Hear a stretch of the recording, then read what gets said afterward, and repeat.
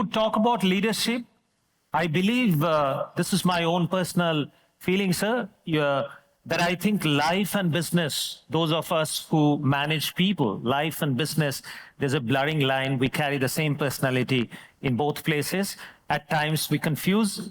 So leadership, according to me, is an attitude. It doesn't restrict us in our conduct only in the corporate world, in our life at every step of the way. I had come across many questions about leadership where I was confused. I didn't have answers. So tonight, I'm going to take the opportunity to bounce off those questions and the gray areas about leadership that I have in my mind from both of you gentlemen. Thank you very much for joining me. Right, the first question is quite an obvious one. I think each one of us would have guessed it here. Are leaders born or built or self-made?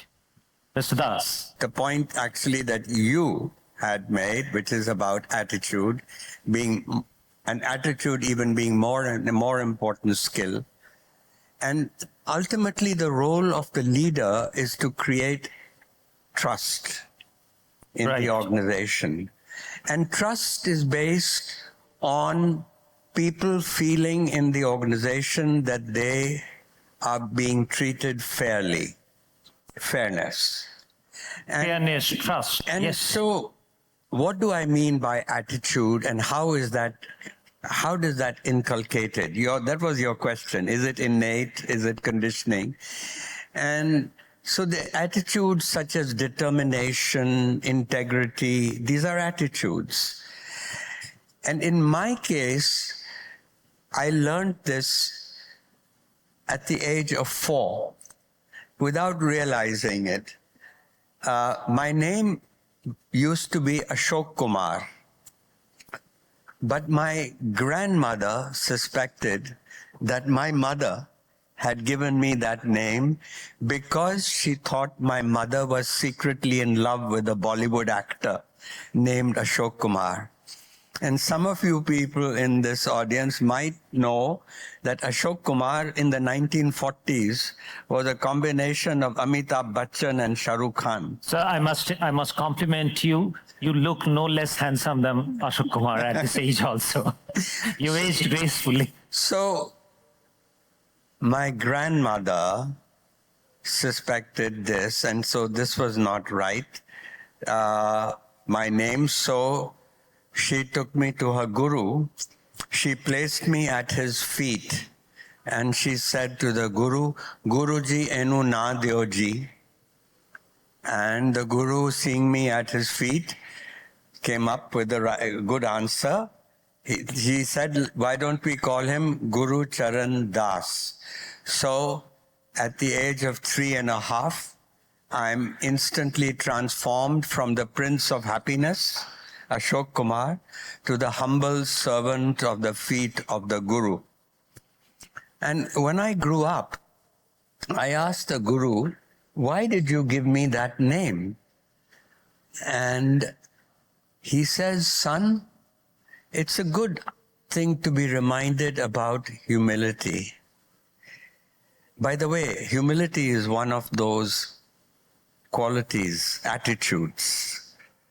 And then he gave the very best definition of humility that I have heard. And what is that? Humility, he said, is to take your work seriously, but not yourself seriously. Very nice. And that, excellent. In fact, that became such an enduring lesson of my life that I dedicated my latest book, Another Sort of Freedom, to the happy few who don't take themselves too seriously. The best leaders are ones who have the ability to act without worrying about who gets the credit. So with due respect, we would go through these qualities. I want to list them down. But for the opening remark, if I can request Mr. Gopalakrishnan to reflect, taking cue from what Mr. Das has said, that are leaders born or leaders are made, self-made or built. Now, he obviously gave me a very simple one-line, I would say an SOP or a theory that how to practice humility. That's very easy for anyone here or for me, that you take your work seriously, don't take yourself seriously. So similarly, I want to come back to you, that do you feel leadership is born or built?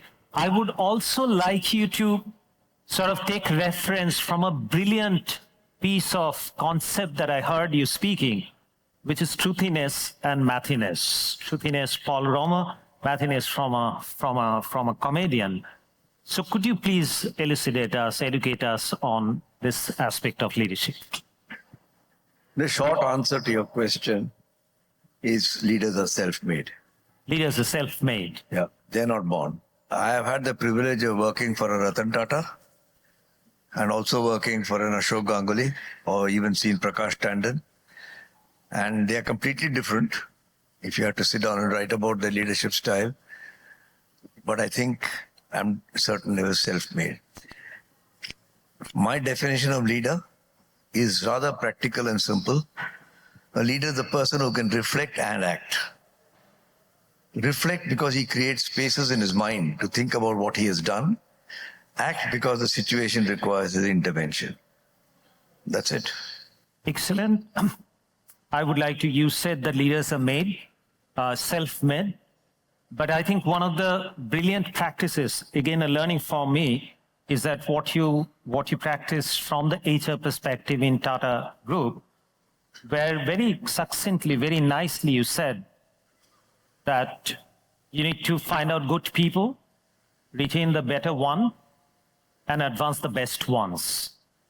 So you mean to say that when they are learning, when you recruit somebody at the management trainee level or a middle management level, then he grows up to be at the top of in the corner office. So in the process, you're seeing that they're making themselves, creating a leader out of themselves. Is that what you saw when you are advancing best people? It is what you test for. You take a bright person, or everybody seeks to take a bright person, but you move that person around. Because if you're sitting in the same place doing the same job for 20 years, you may become very good at that job, but that doesn't make you a leader. It may make you a leader in a particular situation regarding that job. And one of the books I've written is on that. Why do CEOs work their way up and then get fired? And my simple conclusion, obviously I'm oversimplifying in the interest of brevity, is they lose sight of themselves. They become arrogant, they get hubris, they don't listen to people, and they get fired. But I will stop there because I must be brief and allow a discussion amongst ourselves. I will come to you with a question, which is taking a cue from him. Well, I think one of the qualities that I would expect in a leader, besides the qualities that you have just listed down, is ability to be ahead of the curve.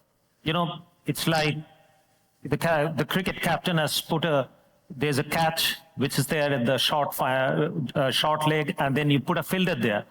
That's following the game. But if you had put the fielder before the catch went there, that's being ahead of the curve. That's what I mean. I want to ask you, sir, both of you, that you had actually coached, mentored many leaders in your life. You have also been mentored by many leaders, the legends. Do you think that there are certain qualities or shortcomings which you would try to look into a person or find in a person, which will be elimination criteria? I mean, those are the things, if you see in someone, he's not fit to be a leader, no matter how he tries, unless and unless, sometimes we say that talents would remain, skills can be imparted.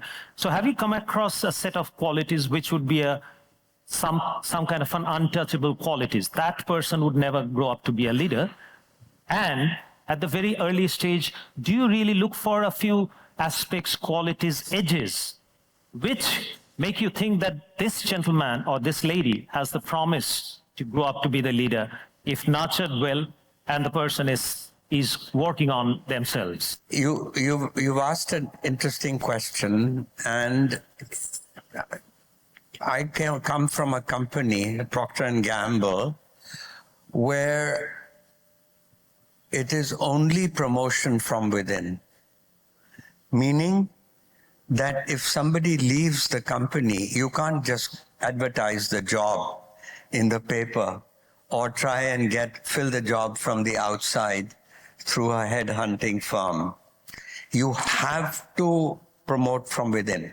But the point I'm making is that this promotion from within obsession was such that the day you joined, you learned that you would only go up if you train the person below you to take your job. And so I remember a situation when I was at the global headquarters and I wanted to talk to the brand manager of one of our products, of oil of Olay. And no, it was Pantene shampoo. And I asked my secretary to please call him. And she comes back to say, I'm sorry, but he's training his assistant right now, and he will not be available for the next 45 minutes. And I said, this is quite wonderful. First, I was a bit upset. Yeah, I'm a managing director, and this guy's a brand manager, and why doesn't he show up? But then I realized the culture of a company where training your next person to become a leader is your religion. Right. Sir, anything that can help us or the leaders, because I believe that we who are in general management jobs, I believe that we are possibly master of none. What we are master of is to manage people. And I feel a leader doesn't need to know everything. They need to just know who knows. So is it something, some litmus test or some very critical aspects that you look in a person or in a candidate who is like either make the cut or not make the cut? If I isolate one item, because I can give you 10 items that would... No, I would please give all the 10. No. It's good to be focused. Okay. And the one item I would say is the manager's job is to solve problems amidst uncertainty. If all the facts are available, you can do mathiness. Yes. So would you please take 2 minutes and explain the audience and the audience on the television your concept of mathiness and truthiness? Well, since you insist, I will do so. But I have not coined these two terms. But mathiness is regarded as the skill to convert everything into rational algorithms. So if you ask, is the Indian GDP growing at 8%? You say, show me the evidence. And then you can get caught up in all the numbers and prove it is 7.9 and not 8.1. The truthiness is walking around and trying to see, does it smell like it's 8% or does it smell like it's 5%? And most of our most important decisions in life use a combination of the two. If your daughter or son is not growing up well, quote unquote, up to a point you can get data. Who are her friends? Is she studying well? But after that, your parental intuition comes in, truthiness, and you go out and check whether you need to do something or treat it as a passing phase. So that's mathiness and truthiness. They're just nice little expressions which sound mysterious but are very commonsensical. The one quality that I have found as a great discriminator is this person able to solve problems in the presence of, in abundance of ambiguity? The more ambiguous, does he get overwhelmed by ambiguity or is he able to see his way through? Parenting is the best form of management development, frankly. Yeah. No parent father or mother is trained to be a parent. I've never come across a course, maybe EEILM can start a program, but nobody will attend that program because you will not get a job after that. It's a thankful job which is immediately thankless. That's what a management career is all about. The thankfulness of the job comes much later. The thanklessness of the job is when you're being trained. And I find that people who get overwhelmed, you know, when I joined Tata's, Ratan Tata asked me to become a director of Tata Motors. Something happened and there was no CEO. And he said, will you assist me? I didn't know the backside from the front side of a truck, to be honest. I mean, I had been selling dalda and soap and stuff like that, you know.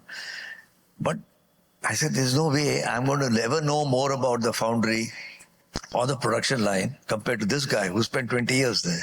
He's 20 years younger than me. So I used to go every Saturday and Sunday to the factory to sit down, listen to him, understand maybe 40-50%. I have a background in engineering.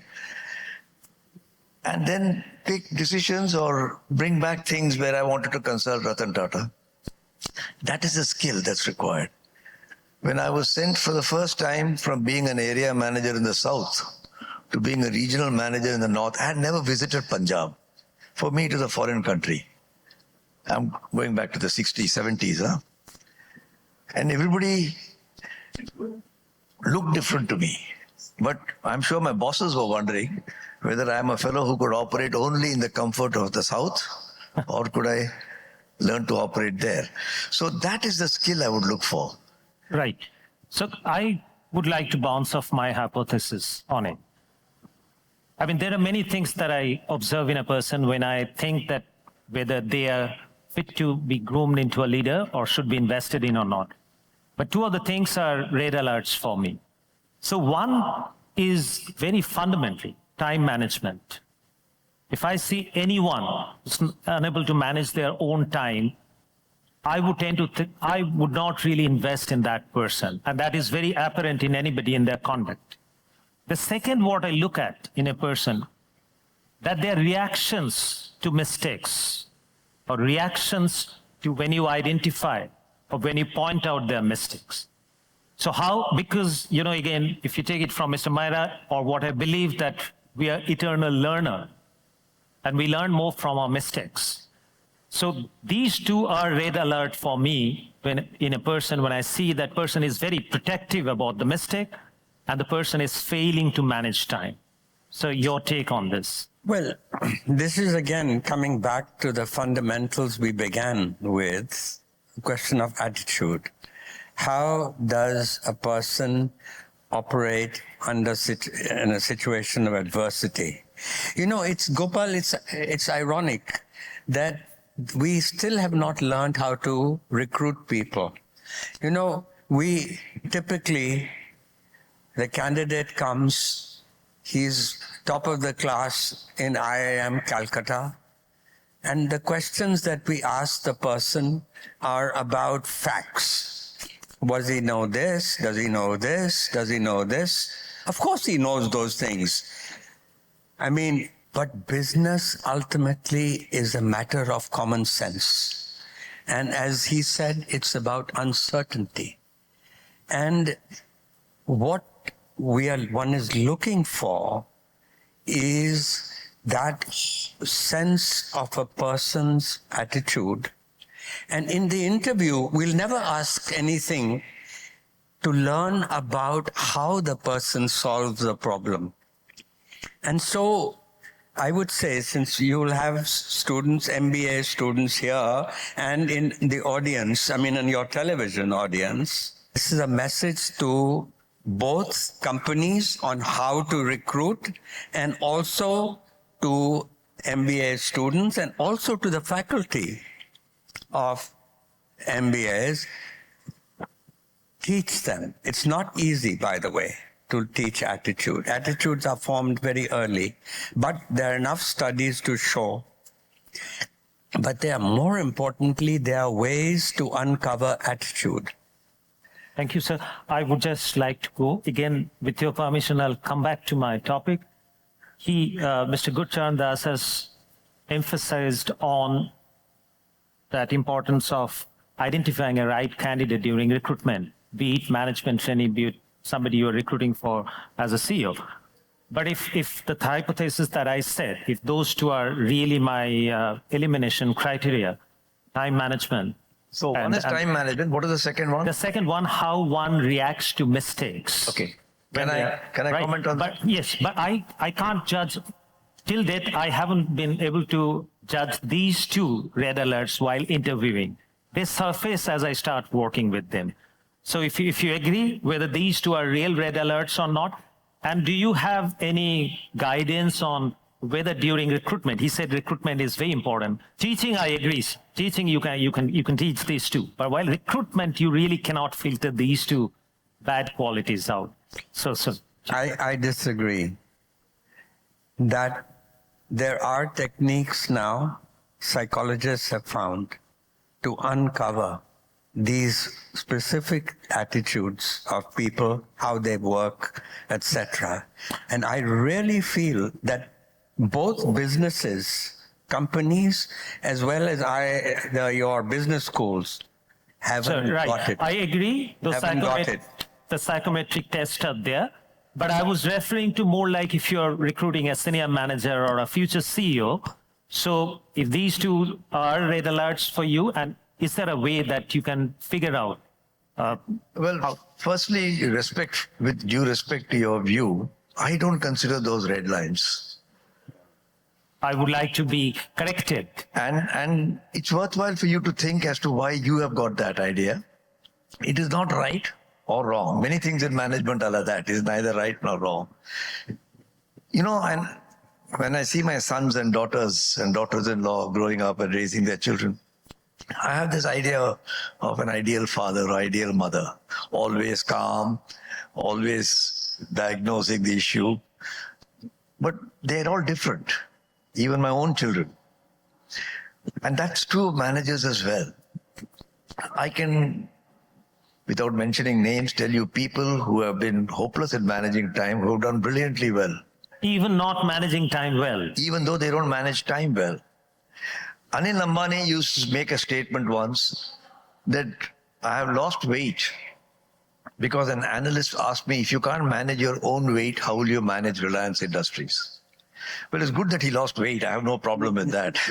But neither did he manage Reliance Industries too well. So these are what in physics we call necessary conditions but not sufficient. I agree. That's why elimination, I said. No, it's not selection. I would not eliminate a person only for that reason. I got the impression that you asked the question, if these are two red lines, if I see this, they're out. I think that's not something I would agree with. It's not in my experience either. Those are signals. And I think it's very important to consider that development of leadership requires the developer of the leader or the assessor of the leader to also understand ambiguity. I told you about 3 people whom I've seen operating at different levels of closeness, probably Prakash Tandon at a great distance, Ashok Ganguly much closer, and Ratan Tata very closely. They are completely different. And I'm not here to analyze them. At least 2 of them are dead and gone, and one of them is quite old. But to say that there's no perfection in this, there is effectiveness. If the person who's not managing his time is therefore ineffective, putting off all his people, not taking decisions, that's the red line for me. It's the outcome rather than the input. That's the point I want to make. Right. Now, there's another concept that my own self-made concept. If I have to just classify or list the broad activities that a leader does, again, I want to bounce it off with you, whether it's in the right direction, the thought is in the right direction or not. I believe the CEOs or leaders, they virtually are doing 3 broad activities. One, they manage people. People in the sense that manage colleagues, employees, stakeholders. That's one of their most important jobs. And then they take decisions with respect to everything, day-to-day, complexity, strategy, vision, long-term vision, those are decisions that I make. And then they guide the organization. They When what they are- guide the organization, yeah. right? They're supposed to show path. Like I think John C. Max has said that one of the authors, he said that leaders are those who knows the way, shows the way, goes the way. So therefore, somebody who's a leader is expected to solve the problem or guide the people. So do you think that broadly these are the three broad buckets? That's what the CEOs or the leaders focus on? Since I don't seem to manage to answer your questions too well, let me take this head on. That, you know, I think that the mindset with which you are coming from is a mindset where the leader is the big decision maker, the guide, as you put it. And I have a different view of leadership. I come from a school where leadership is participative, that a good leader actually tries to stand back and elicit from the people. And it's not the command and control school of leadership. Taking decision is not command and control. Before taking the decision, you consult everyone. Yes. But at the end of the day, the whole organization runs on your decision. You're the final decision maker. If it's right, it's the right decision. If you're wrong, it's your ownership that you've taken the decision. Yes. It's not commanding. I understand, No, Mr. but Gopal. what I'm trying to say, Because he often mentioned, and I agree to that you're not supposed to, as a leader, you don't control. You empower people. Those Yeah. are elementary lessons of leadership. Yeah. But final decision making is on to the leader. But what I'm trying to say is, at the end of the day, people don't say that he did it, the leader did it, or he decided, we did it. That is... So I have a little difference in that. If it goes wrong, I said I did it. If it goes right, I say we did it. But finally, I took the decision. Okay, you're a generous man. No, I'm not. I'm a genuine man, not a generous man. I am driven by merit. When chips are down, when blocks are down, the leader has to be in the front, not stand back. So, your take on this? I think you both said the same thing, but in different ways. So let me state what I'm saying. Ultimately, the responsibility is of the leader. Right. If your profits collapse, Yes. you'll be blamed. Yeah. If the profits are good, it is a leader's option, whether he's generous or whatever you want to call it, to say my team did it.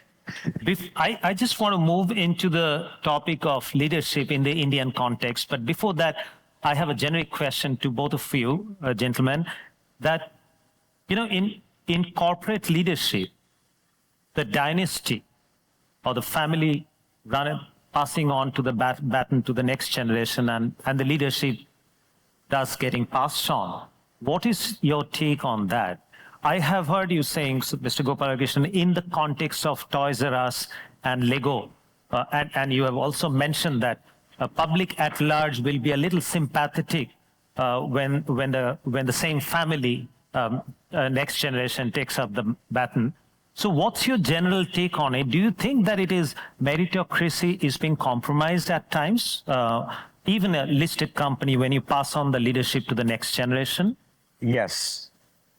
In other words, I think we as a country, as a country with entrepreneurs and businesses, will not mature until we learn succession. And we learn that you don't have to fill your company with nephews, that you keep your family out of it. And there is a time, it's very unusual when the second generation or the third generation, it's even more unusual where you have real leaders at that stage. If I may quote Deng Xiaoping, I don't care if the cat is black or white, so long as it catches mice. I don't care if it's your entrepreneur's son or nephew or a professional manager, so long as he delivers. It is. I've sometimes felt that what Gurcharan just said, that you tend to automatically give it to your son without testing.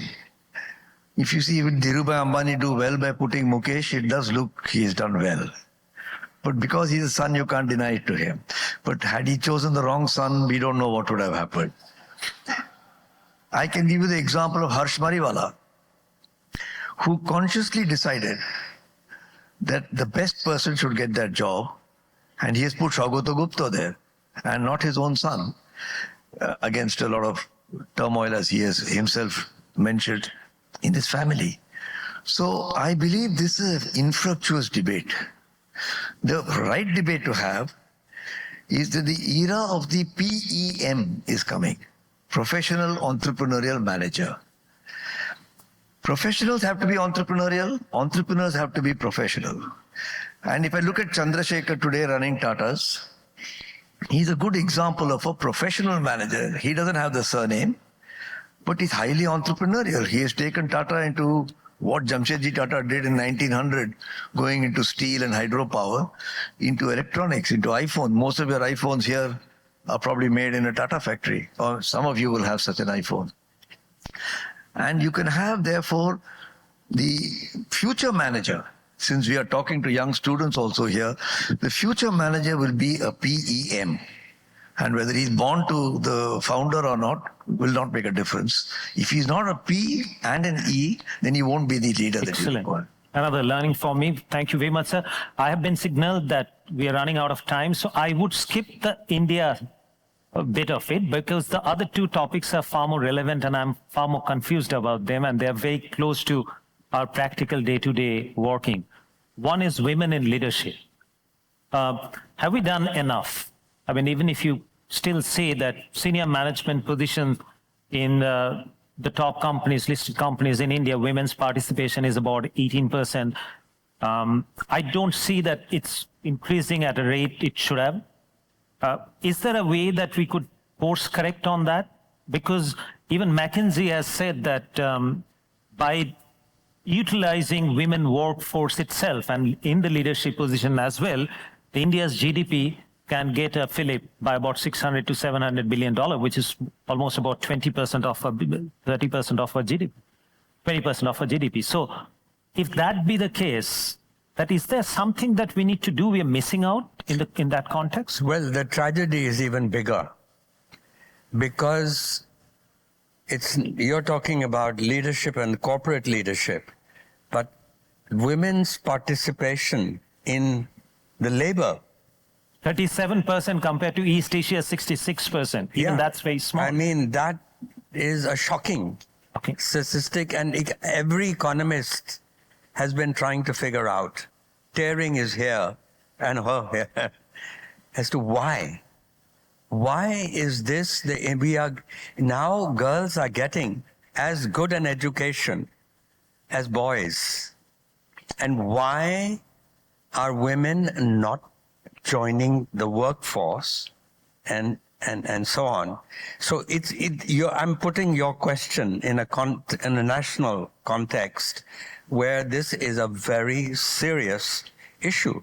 And it's absolutely, your assumptions are absolutely right, what you said, that yes, that it could have a very positive effect on not only the GDP, but the overall culture of managing it. So I in fact say I go one step further. Very strongly I feel that women-led development is a panacea for the world. So your take on, sir, how do we solve this problem? Where we bring in, or utilize, bring in, treat women on merit and have more women in the workforce, not only in the corner offices, but in general across the economy. You know, I have an answer to one part of it. I don't have an answer to the second part. The part that I have an answer to is, yes, women must be there. But this bias against the female goes back a very long time. And we don't want to go into that history here. We want to accelerate it. I'm not sure how to accelerate it, other than discussing the subject like we're doing today, making people aware, conscious. You know, I go back to my old days in Calcutta. Gache kathal, gofe fool. You know, you are very interested to, you've seen the kathal now. Nobody's disputing it's a kathal. But gofe tel lagi deche. You're not going to get it. So can we be a bit patient? Do what we can to accelerate it. But that it is very important is not in dispute. I am the happy father of 2 daughters, happy grandfather of 3 granddaughters, and I fully back women. Okay, that brings me back to the last topic. Again, a topic which is very close to my heart and something that I am as a father also grappling with, not only as a head of an organization, which is dealing with the Gen Z, the new generation. You have seen the transition India has gone through, the Indian managers, even after economic liberalization, where LPG came into being, liberalization, privatization, globalization. I think that you have seen the change in attitude in leadership from that time. And then now, with the new workforce coming in, while the corner offices and the leadership positions are mostly with the Gen Y, which is just one generation before that. Have you noticed that new phenomenon called Gen Z and how they are reacting, how they are looking at life in general, and how they will look at their profession and career in particular? So how is that phenomenon spanning out in the corporate India? So, you know, I don't understand all these alphabets, Z. Okay, I'll just Younger people and older people, let's put it that way. That's easier for me. I've thought about this deeply. And I've come to the conclusion there's no problem with Gen Z. The problem is the Gen Y and B and A and all those other guys. We have to change our attitudes. When I was young, my father would tell me I should do A, B, C, D. But my grandfather would tell me, I wish your father would listen to me. And the same thing is happening with my son. And now I'm seeing my son and my grandson. I therefore wrote a book on this called What the CEO Really Wants from You. And while we train our youngsters to aim high, to think strategically, to do all the mumbo jumbo that management. The 4 A's of yours. The 4 A's. Make sure that you're a good subordinate before you think of becoming the big boss. And what are the 4 ways to be a good subordinate? I'm not elaborating because that's going to take time. But it's very, very important to emphasize the 4 A's and let people. I have had a situation, I can tell you a real life case. I was young, 31, 32. Had a young trainee who's a fairly well-known guy, but I'm not mentioning his name, who was 22, 23. He became my area manager. He had to catch a flight to Nagpur, 6 o'clock flight. And at 10:30, I see him in the office. So I say, hey, what are you doing here? He said, I missed my flight. He said it in a very, he wasn't apologetic or fretful or anything. Oh, well, I overslept. What do you mean you overslept? In those days, a ticket to Nagpur would cost 250 rupees or 300 rupees by air. And he said, I didn't set an alarm because I get up on my own. I didn't get the phone to ring me up because, you know, you could get a phone alarm. I just thought I'll get up, but I didn't get up. So I lost the flight. So I said, I'm afraid you'll have to bear the cost of that flight. He said, that's okay, no problem. I said, this is such a level of casualness. A month later, I had a chat with him. I said, are you sure you want to be a sales manager selling dalda and sunlight soap? He said, actually, you're right. This is not the career I'm looking for. In 2-3 months, he went. He's having a very good career, very successful in other respects. So I think it's very important to be able to demand being a good subordinate, and that's it. Don't tell the Gen Z to be like you, because you are not like your father, and your father wasn't like his father. Thank God. Otherwise, you'll still be sitting in the village swatting flies. That's my answer. And, frankly, business is common sense. Buy low, sell high. And the rules of business don't change from generation to generation. Somebody asked me the same question that you just asked and was asking me, well, how will the business rules change, or how would you change your style of managing with Gen Z. And I said, look, those rules, you have to satisfy your customer, you have to be fair to your suppliers, you have to respect your employees. Those rules are not going to change, whichever generation. But I think what his story, Gopal's story, has pointed to is a much deeper question with which we actually began. And that story really is how important His it is. attitude. No, yeah, how important, it's partly the duty of the organization to be able to find people like this Nagpur flight misser and be able to tell the person, maybe this is not the job for you.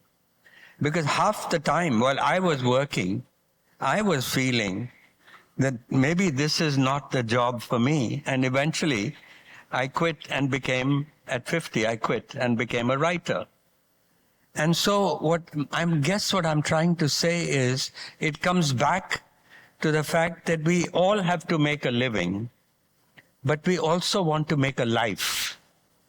And that making a life means that you have to find some purpose, that your work, the job of the leader who's guiding the organization, has to be able to create that sense of purpose. We want to make a life. Sir, I think we have to wind up, but I must tell you that both you gentlemen, you reminded me the first lesson of leadership we were taught in business school, which is followership. And where you ended, sir, in fact, that has answered a question or a riddle that most of the modern day leaders would be facing soon, is how to handle the Gen Z. And both of you very nicely put, and especially you, sir, you're saying that we were motivated to make a living. I think the next generation, we got to motivate them to make a life. So we have an answer in your heart. And thank you very much, sir, for joining us. Thank you very much, audience, you've been a fantastic audience. It's been a pleasure. Thanks a lot.